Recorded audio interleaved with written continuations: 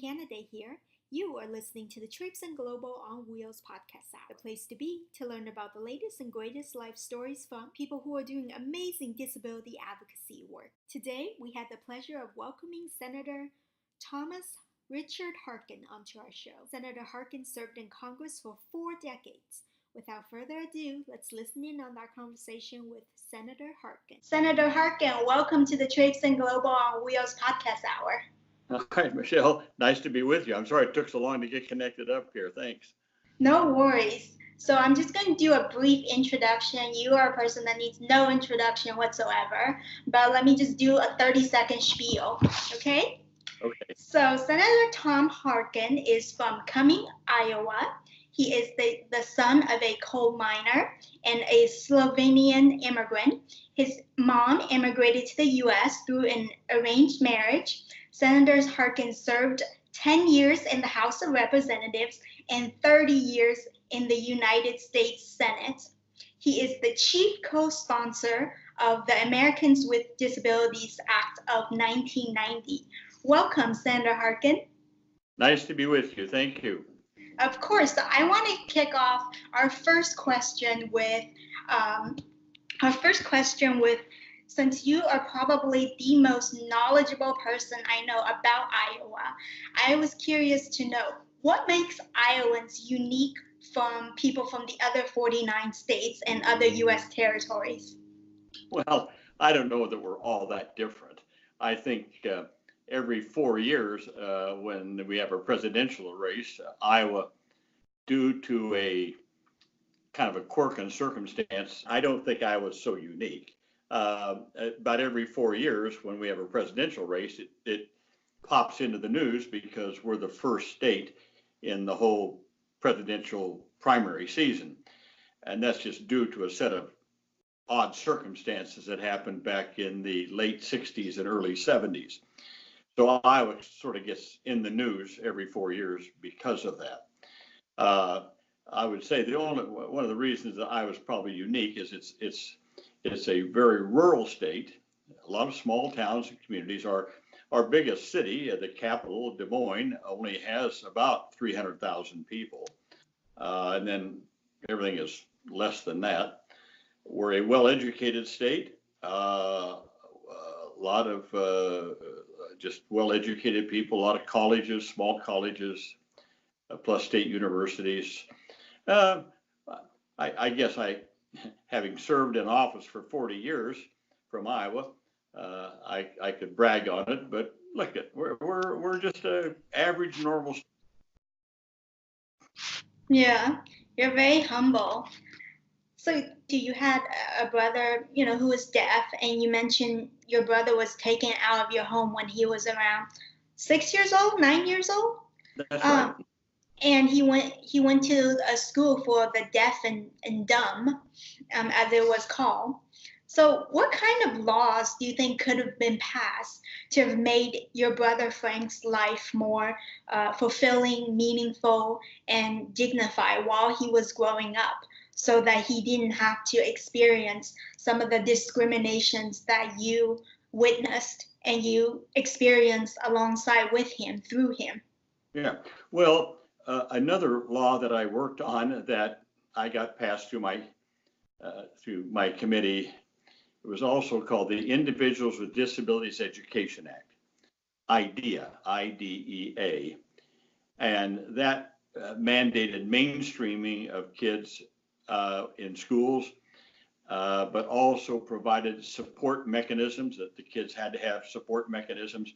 For example, sign language interpreters, maybe readers for those who are blind, maybe even help for students that have intellectual or developmental disabilities.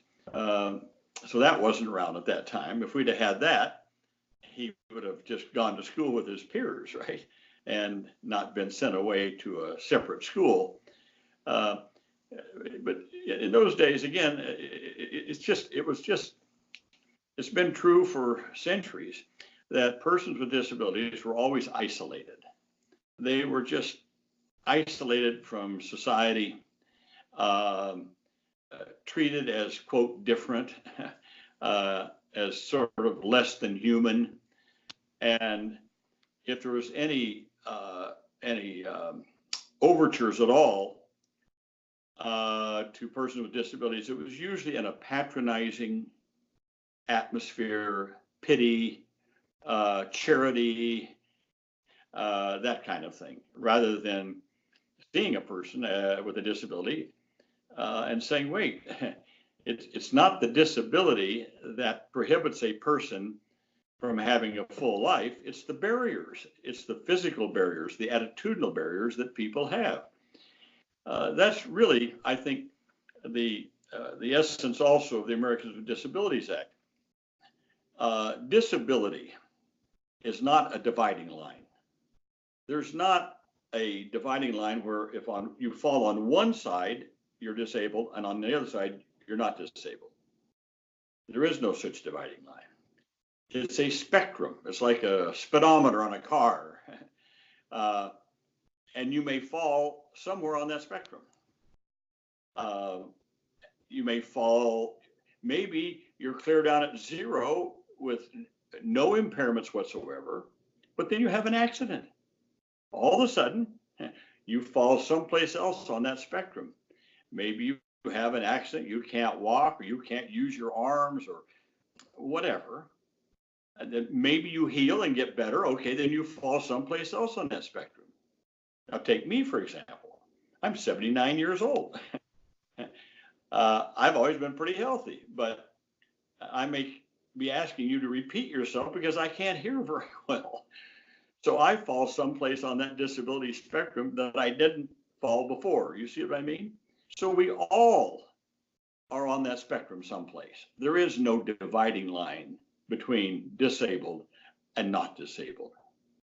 Yeah, no, I cannot agree with you more. And I think you bring out an interesting point because when I was growing up, I lived in an orphanage for about a decade or so. And us, the orphans who came into the orphanage, were divided. One side was the able-bodied kids, and then the other side were everyone else who had some sort of disability. And I was on that side. And there was that divide. And then also because of my disability, I wasn't able to go to school. And because there were no wheelchairs, no ramps, and things like that that were provided. And it's that attitude of this negative stigma towards disabilities, as you know, in many Asian countries, seeing it as a curse and seeing it as a sin that was committed in a previous life. And that shame that comes with that impacts the physical infrastructure and the opportunities offered towards that group of people.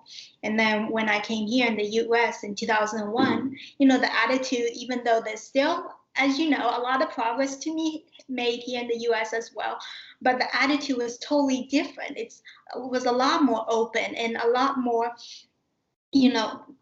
positive. And so opportunities in the physical infrastructure, and at the time I was telling you, the ADA had been implemented for over a decade now. And so the opportunities I was offered once I was adopted into the US was totally different due to different mindsets and people like you passing amazing, incredible legislations that made it, that has made a lot of my life possible.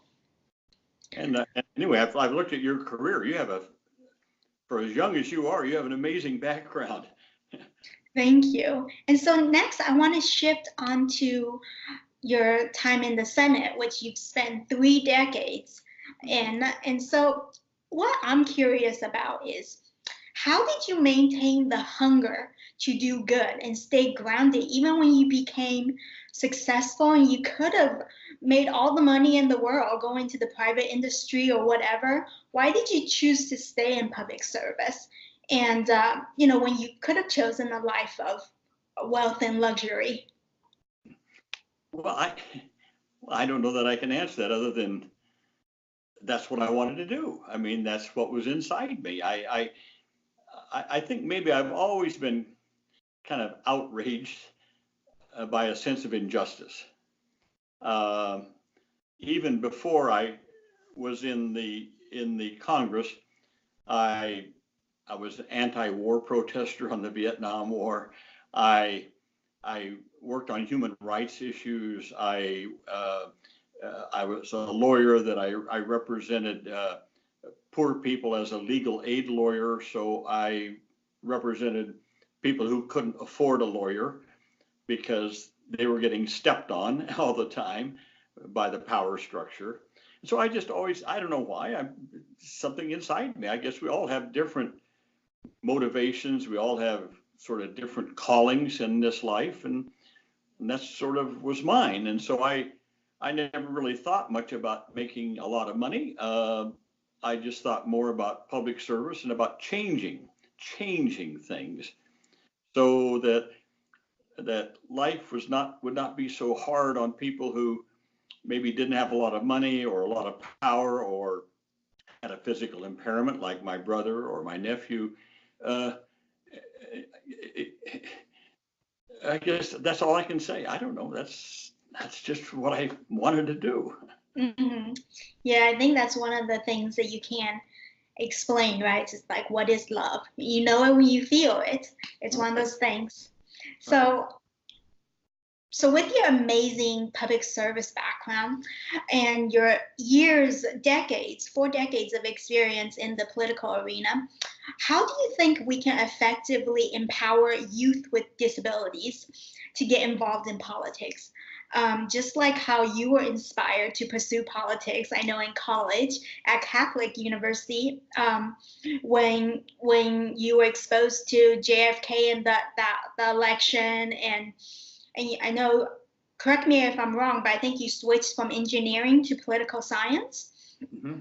And so what can we do to replicate that kind of empowerment and inspiration into today's youth with disabilities and have such a rich career such as yours in, you know, co-sponsoring or sponsoring these amazing legislations? Well, let's see, how could I? Well, I guess what I say to young people with disabilities is, look, if you have a dream and you want to do something, pursue it. And don't let anyone tell you you can't do this, you can't do that, or and I know it's tougher. Sure, it is. It's always tougher on people who start with nothing to do something. I mean, as you pointed out when you introduced me, my father only had a 6th-grade education. He was a coal miner most of his life. He never made any money. My mother was an immigrant with very little formal education. We didn't have anything. I didn't know politicians. We were never involved in politics. We were never involved in business or anything like that. But you can make it. I mean, if you have the desire and the sort of the desire and the willpower to do something, do it. So I tell young people with disabilities, look, we need role models. There are not many role models in public office of persons with disabilities. So I tell them, you be the first wave. You start running. Don't think just about running for the Senate or the House of Representatives. Run for the school board. Get on the school board, or run for a city council, run for a county office, run for a state legislative office. Do those kinds of things and start to build up role models for the next generation to say, well, if Michelle can do that, I can do that too. Or Alex, my friend out in Iowa, who is on the Board of Supervisors in a county in Iowa, uses a wheelchair, but now he's a young man. And so he's now an example for other younger people. Well, if he can do it, maybe I can do it, you see. So that's why I say to young people, there are enough barriers out there still for persons with disabilities, physical and attitudinal barriers. I tell young people, don't build your own barriers. Don't put your barriers up. Break through those. And if there are barriers out there, challenge them. If there are barriers that are violating the law, go to court. Go after those things. don't wait for somebody else to do it. I just, I just feel so strongly that young people, and we're seeing a change now. I call them the ADA generation, like you. You grew up under the ADA, you had access. You're not going to sit back and let someone who is not disabled tell you what you can and cannot do. And that's my hope for the future, is this younger generation of people with disabilities. It can be physical, some are mental, and they're just not going to take a back seat anymore. And to me, if there's anything that's been fulfilling in my life, it's that. It's seeing this new generation that they're just not going to be patronized, and they're not going to be pitied, and they're not going to be isolated any longer. Yeah, no, that was very inspiring to me.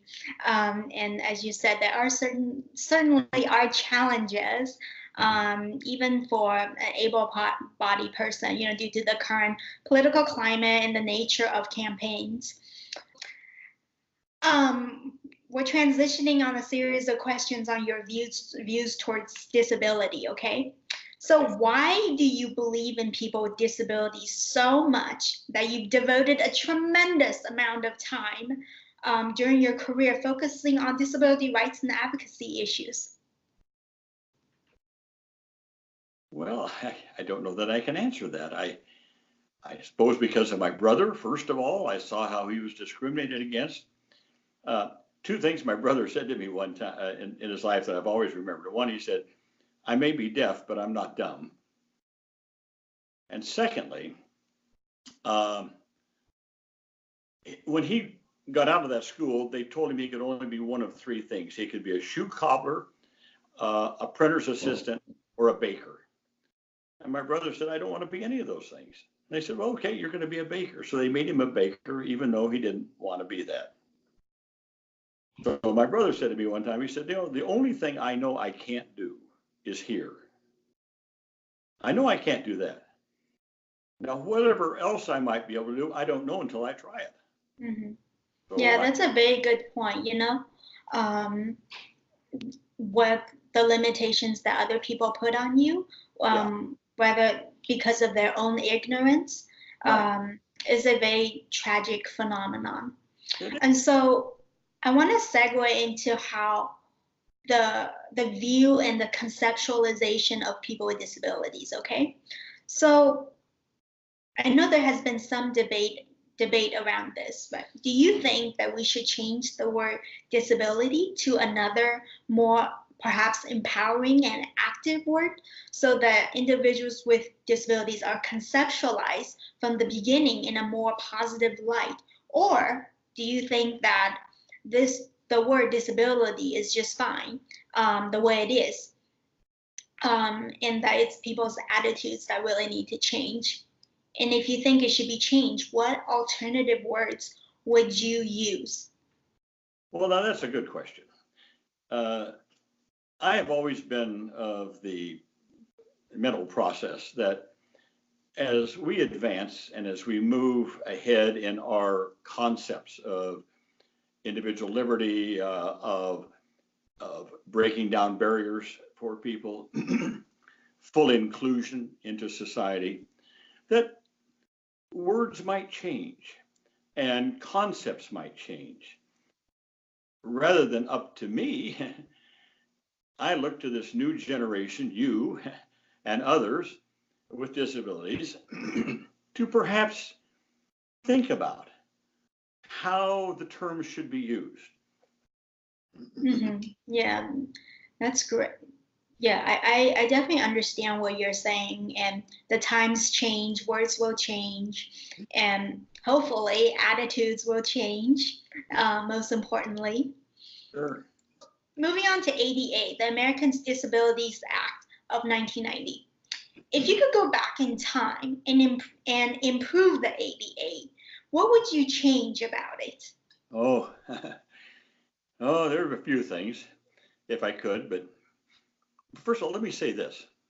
A lot of times people ask me today, could you pass the Americans with Disabilities Act in Washington today? My answer to that is absolutely not. We could never get that legislation passed today in the Congress of the United States. Never happened. We just had a point in time where we had a president of the United States, George H.W. Bush, who was strongly in favor of it. We had people in the Senate, people in the House, both Republicans and Democrats, who were for it. Everything just came together at that point in time.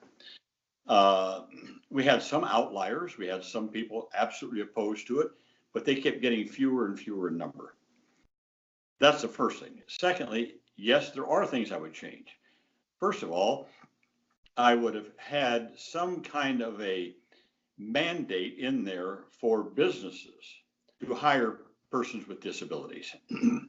That there should have been put in there that if the disabled community is 15%, let's say, of the populace, then the private sector should have as its goal 15% of their employees be persons with disabilities.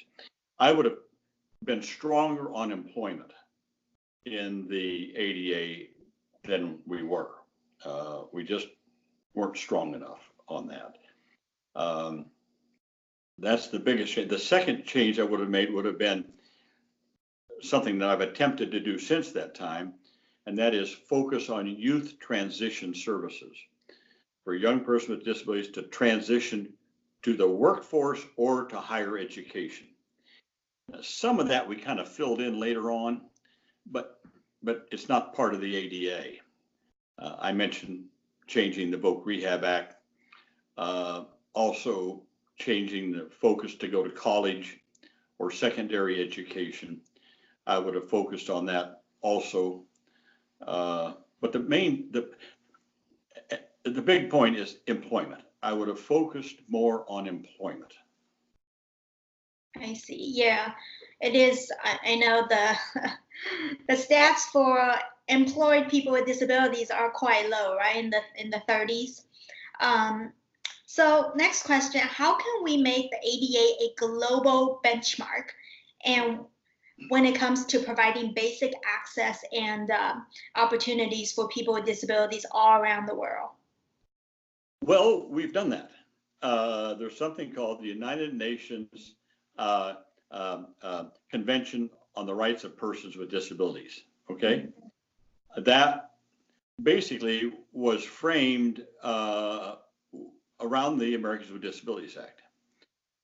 It was promulgated in 2007, I believe. I could be off there. And I think almost all countries have signed on to it. The United Nations Convention on the Rights of Persons with Disabilities, if you read it, it's much like the Americans with Disabilities Act.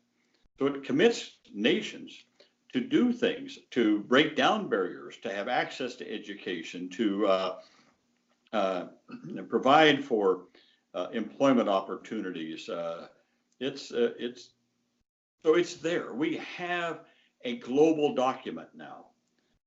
Now, again, getting countries to live up to it, that's another problem. But nonetheless, it's there. Some countries are doing better than others. But if they've signed on, then we need to use the United Nations as a platform, a vehicle to ask, how is your country doing? You signed on to it. Are you living up to it? And that's one of the things I've been doing since I've been retired. And that is just focusing on employment, the employment aspect of that. But the United Nations Convention on the Rights of Persons with Disabilities is a great document. Mm-hmm. Yeah, no, I agree. And it is a shame that the US has not ratified it. So I know this next question will be a book as well. So, and so I challenge you to be brief. In one core sentence, tell me why the US has not ratified the UN Convention on the Rights of Persons with Disabilities, and why should current disability rights activists and advocates push Congress to ratify the UNCRPD right now? Well, the United States, we tried to sign it. And I thought we had the votes for it. But a senator by the name of Cruz, Ted Cruz from Texas, had convinced a lot of people in the Senate on the Republican side that it was going to take away our what am I trying to? Huh? Sovereignty? Our sovereignty. We're going to give up our sovereignty. That was it. And then there was some abortion rights activists that said it was something about abortion, and it just got all clouded up. And so we lost it. But President Obama did sign it. So the president has signed it, and it's still alive. As long as the president signed it, it is alive. So some future Senate could pass it. It's just our unique system in America, where the president can sign it, but the Senate has to ratify it.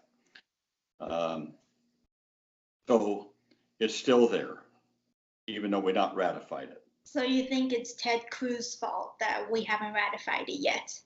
Well, we haven't ratified it because there's still a number of Republican senators that don't like the United Nations.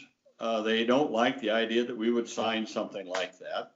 And there's still a lot of misinformation about it out there among Republicans. The Democrats all supported it.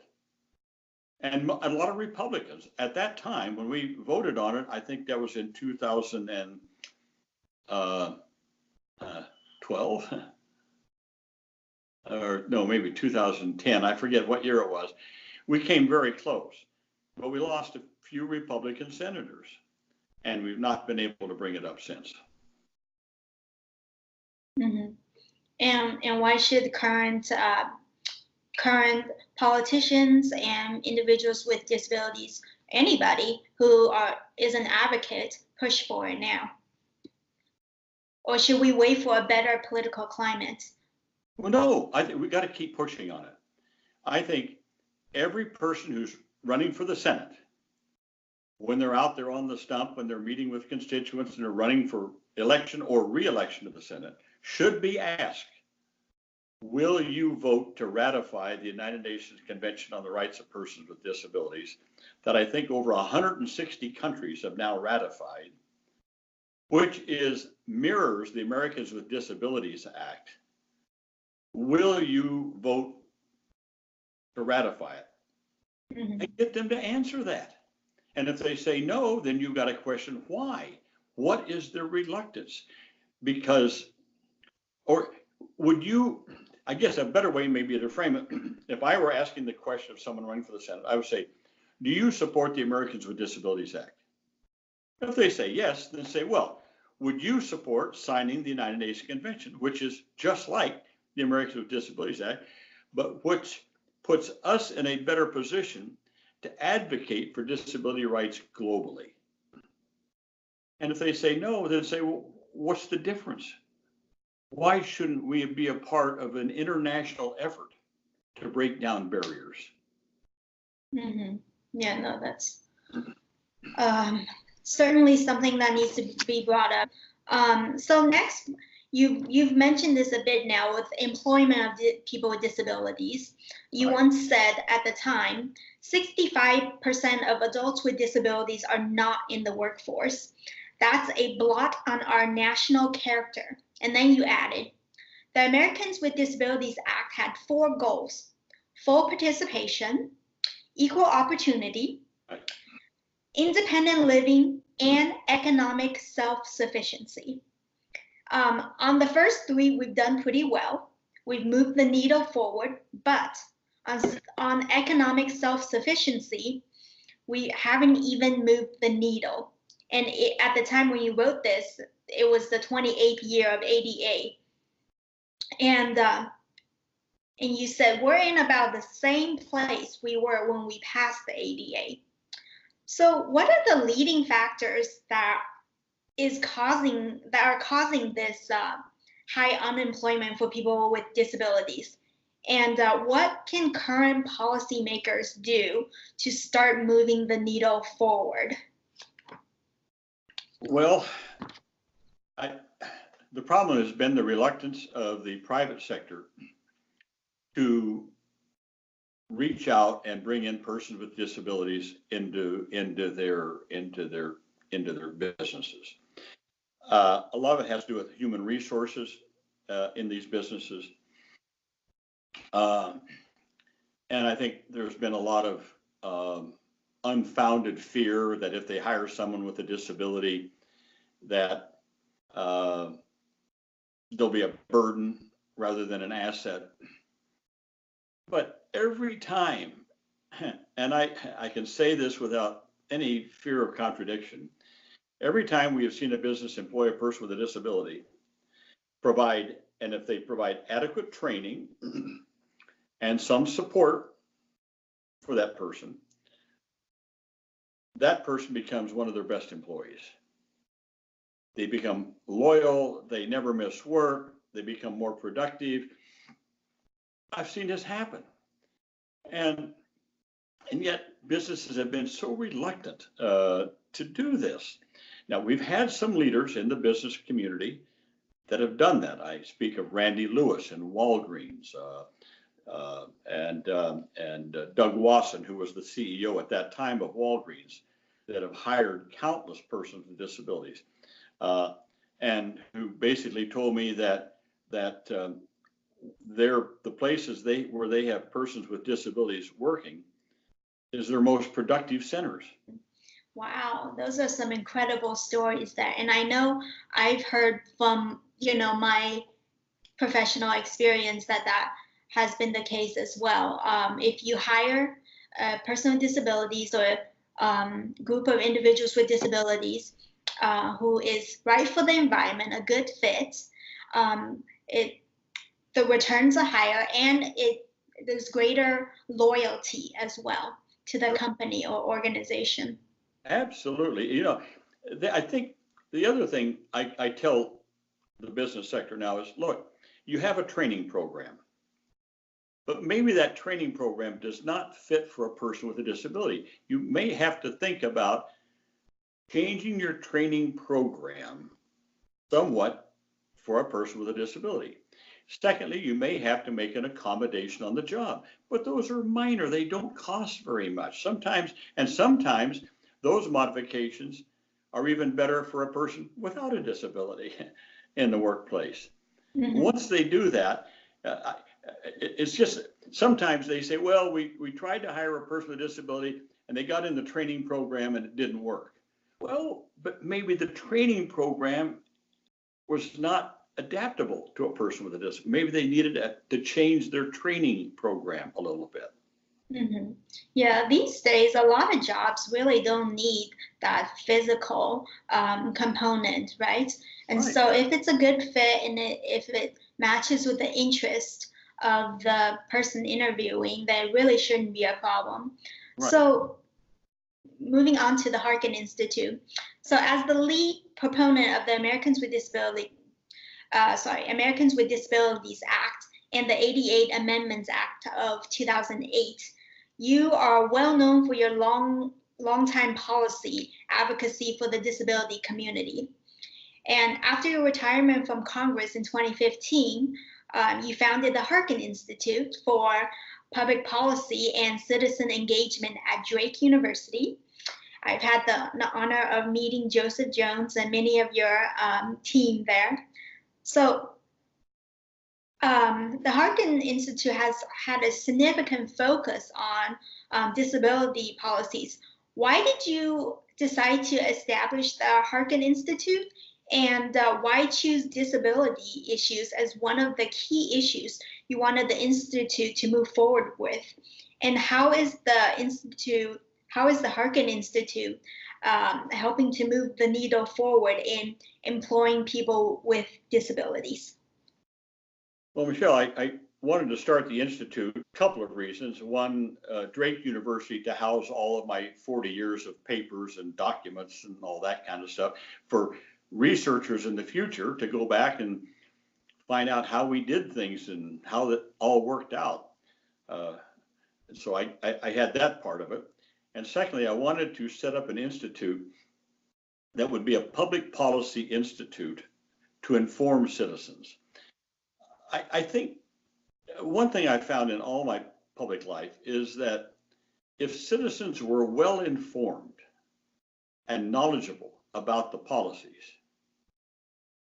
we have a better electorate. We have a better chance of passing good legislation and good policy. So I wanted a policy institute, not a political institute. We have enough politics, but something that could get young people engaged around issues and to develop policy for the future. One of that policy directions was disability. And again, even though we focus on different areas of disability rights, we started the Harkin Summit to be an annual international conference focused on only one thing, employment of persons with disabilities. So I guess what I've done in my retirement is I have narrowed my focus a lot on disability issues to that one item. Because it's just so important. It's so important to start breaking down the barriers and getting persons with disabilities into jobs. Again, role models for young people. A lot of talent is being wasted. I know so many persons with disabilities that are so talented, but they're held back because of access, because of companies are afraid to hire them and afraid to reach out to them and provide a welcoming employment structure. So that's what I wanted to do, is to really focus my energies and focus the Institute on employment. Yeah, that's very admirable, and I think that's wonderful. Seeing as that's one of the of the four pillars, that's the one that needs from the ADA. That's the one that needs the most amount of progress in. Thank you for that. So I was wondering, as during your time in Congress, 10 years in the House and 30 in the Senate, how did you encourage people with disabilities to come on your staff, and how would you encourage other people, your colleagues, current colleagues, to hire people with disabilities onto their staff? Well, okay, that's a good question. Employment. Let's just say on a Senate staff or anything like that. There's two sides to this. One is the employer side that's reluctant to hire someone with a disability. They don't have an experience at it. They maybe are nervous about it. So there's that kind of reluctance on the employer side. And as I speak to a lot of disability groups, Michelle, there's a reluctance in the disability community also. Well, you say, well, why is that? Well, because a lot of times a person with a disability, maybe they tried for employment before, they were turned down. They've tried 2 or 3 times, they keep getting turned away. They don't find a welcoming atmosphere. And yet, so they're reluctant to put themselves forward again. They don't want to be pitied. They don't want to be patronized. They want employment as a job. So there's some reluctance on the part of persons in the disability community to put themselves forward. There's also the fear that if they put themselves forward to get a job, they may lose some of their services that they qualify for. Medicaid services, for example, or something like that, that they might lose some of those services. So there's that reluctance. So there's 2 things have to work. Employers have to let persons in the disability community know that they are welcome. They're welcome to come in, and they will be treated like everybody else. They won't be patronized. They won't be pitied. If there's accommodations to be made, we'll make those accommodations. But first and foremost, there has to be the step forward by the employer to let people know they will be welcome into their employment pool. Secondly, you got to go to the disability community and say, whatever your past experience has been, don't let that stop you. If you find someone out there that's reaching out, go towards it. Don't be afraid that perhaps you won't fit or that maybe you'll be turned away. Don't let that deter you. So I want to backtrack just a little bit actually into the private sector. Why do you think disability, or actually public and private as it pertains to, why do you think disability is not included in many employers' diversity initiatives like race and sex and sexual orientation for that matter? Anything but disability. I'm always waiting for the pin to drop. I'm like, and. Right. I'm glad you brought that up because I didn't mention it and I just momentarily forgot about it maybe. Yes, I keep going, and the harkinsummit.org, we keep going after companies saying, include persons with disabilities in your diversity portfolio. Simple. Or if you're a public employer in the public sector, you have a diversity portfolio, make sure that persons with disabilities are included. I'm glad you brought that up. It should be just standard. Yeah, but why do you think it's not? Because it is not. Well, I think, again, it's just, what am I trying to think of? It's just history. It's sort of inertia. You know, their diversity portfolio, they've always focused on sex or color or national origin. That's just the way they've been doing things. So sometimes it's just hard to get them to change. That's it. More than anything else, it's just. Change is hard with anything, though. I mean, look at how the LGBTQI movement they have moved so rapidly, yeah. And societal acceptance have, increased tremendously. Right. Why can't the disability movement have that kind of traction? Boy. Well, that's a good question. I don't know why. Well, I don't know. And I'm searching for an answer. But the reason I'm searching because I don't know the answer to that. You're right. The LGBTQ community have moved very rapidly, and they've broken down a lot of barriers to employment. But it's not been true of the disability community as such. Well, again, I guess as I'm searching for an answer, I'm thinking that someone in the LGBTQ community, they don't have problems of accessibility. They don't have problems of transportation. They don't have problems of support services.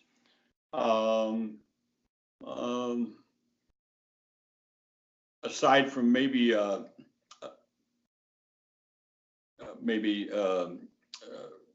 facilities, they don't need any accommodations at work as a person with a disability might.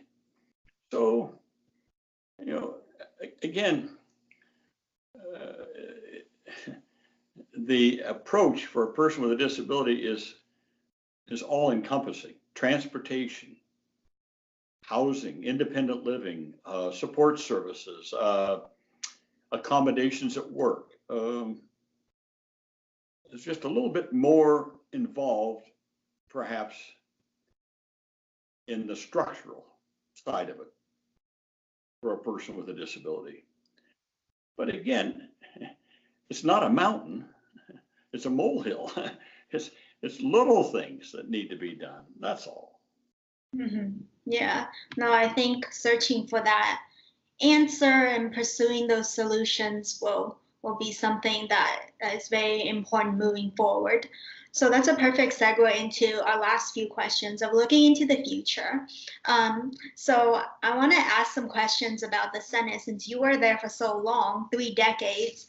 So you're lamenting about how how senators don't really discuss and debate anymore, and that perhaps the younger generations are better at communicating in person. So how do you think, or communicating period, how do you think we can improve communication at all levels and generations in this modern time and age where most people are more comfortable sharing on social media and giving monologues than they are dialoguing and debating with one another? Um, Speak on the role of technology and how that's changed the way we communicate. Because, being a younger person, I can tell you communication, I don't think well, is better at our level. And so, yeah, give me your thoughts on that. Well, again, the burden is on the disability community here. Senators and congressmen always have town meetings. They have town hall gatherings. They go back to their states. They go back to their communities all the time. And usually it's a public, usually you can go to their website or you can find out where they are and when their town meetings are. Where are persons with disabilities? Why aren't they going to those town meetings? Now, again, you might say, well, it's a burden. You got to get there. Well, I got that. I understand that. But if they're having a town meeting in a place that's inaccessible, they should go to their offices and say, wait a minute, you're having a town meeting, but persons with disabilities can't even get there. Well, maybe they never thought about it. Well, you got to start breaking that down. You've got to be proactive on this. Get your local chapter of ADAPT, if you know what I mean about ADAPT, and get them out there and have them start talking and saying, wait a minute, you've got to have a place that's accessible. And then persons with disabilities have got to show up with their families and start asking tough questions, advocating. How many, now Senator so-and-so, Senator Smith, so-and-so, you employ 60 people in your offices. How many are persons with disabilities? We make up 15 to 20% of the population. Why do you only have one person with a disability working on your staff? And usually that's what they would want to do. They say, well, I have Michelle here, and Michelle Ming, she's a person with a disability. Well, that's just one person. But we're 15 to 20% of the population. Would you say that you met your diversity quota for women if you had one woman on your staff? Or you had one person of color on your staff? No. Anyway, you've got to get in their face. You got to get in their heads. You got to confront them with this, with other people there. Go to a town meeting. Make sure you're heard, and ask these tough questions. And you know what? You'll find people in the audience will be on your side. Mm-hmm. That's a good point. I think being involved, and then I don't even know if most of the town halls are held or even in venues that are wheelchair accessible. But if individuals with disabilities participated in them, they would know, and then they would urge for something like that more easily than ever before. So I do get your point there. So having worked during these 4 decades, having worked alongside with so many different types of people of age, race, gender, disability, what is your advice on working alongside people who are different from you ideologically and personality-wise? How do you work with colleagues whose style and personality differ from your own? And how do you deal with the incredible pettiness that sometimes comes with being a politician or being a person, period, sometimes? For instance, I understand that you were unable to stand next to George H.W. Bush during the signing of the ADA into law due to difficulties with campaigns that year. How do you handle all of that? Well, first of all, you have to be a person with an open mind and understand that not everybody's going to agree with you. We're all different. We have different views. But it takes time and it takes an effort to reach out to people. Um, and sometimes you find people that in the Senate that oftentimes don't agree with you on a lot of things, but they might agree with you on one or two things. There may be some way you can work something out. And you have to look and work for those kinds of avenues. It's almost gotten to the point, I think, in politics now in America where I think it's more newsworthy if people are butting heads all the time rather than working together on something. And the social media that's out there that stir people up all the time with false information and that kind of thing. Being a senator or a congressman and doing it correctly and doing it in a way that brings people together, it's a tough job. I mean, you can't do it with sound bites and you can't do it on social media. It has to be in person. Mm-hmm. Yeah. And so over the decades, you know as well as anybody that the Senate has changed over the years. Yeah. How has the Senate changed for the better? And what can be improved to make it even more efficient and productive, a productive environment for lawmakers to work in? And I know you love the Senate. You've emphasized that in multiple outlets, and you've really enjoyed your time there. And so I think you can definitely see the pros and cons of the changes over the years. So I want you to shed some light on that. Well, the single most important thing we can do is to change the way we finance campaigns. I mean, senators and congressmen and congresswomen spend an inordinate amount of time just raising money. And we don't associate with each other any longer. For example, most people show up Monday afternoon, usually for some insignificant vote Monday night. They're there Tuesday, Wednesday, Thursday, then they're gone. And Tuesday lunches are for policy lunches, so it's on Thursday. Wednesday's the only day you have lunch open, and that's all fundraisers. And votes are scheduled now so that people can go across the street from the Capitol and dial for dollars. I've often said senators and members of the House are now like mid-level telemarketers. They're on the phone all the time, calling for money. It's just incredible. So we got to change the way campaigns are financed. It's just crucial. Secondly, the structure for debate has to change.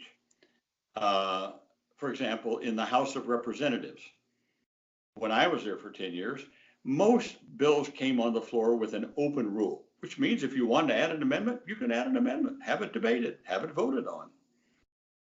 I think last year in the House was a record year for what they call closed rules. In other words, no amendments are allowed. Well, that stifles debate. That stifles creativity. So that needs to change in the House. And in the Senate, we need to change.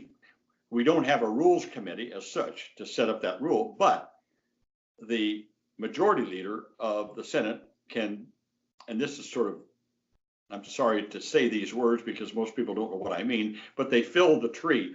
When a bill comes to the floor, it's filled by the majority leader, so no one can offer an amendment. So that takes away debate. That takes away the offering of amendments on the floor. That's got to change in the Senate, where we have the opportunity, once again, for senators to offer amendments and have them debated. That means that we need work weeks that go from Monday through Friday, maybe even on Saturday, and then at some other time, take time off for going back to your station, your district, which is important. So changing the money chase, changing the way bills come to the floor are the two most important things that can be done. Mm-hmm, mm-hmm. Those are really great points. And there are certainly, now that we've drawn out the issue, I think the hard part is working to change it, right? And to improve upon it. So my very last question for you is going back to people with disabilities and the focus here.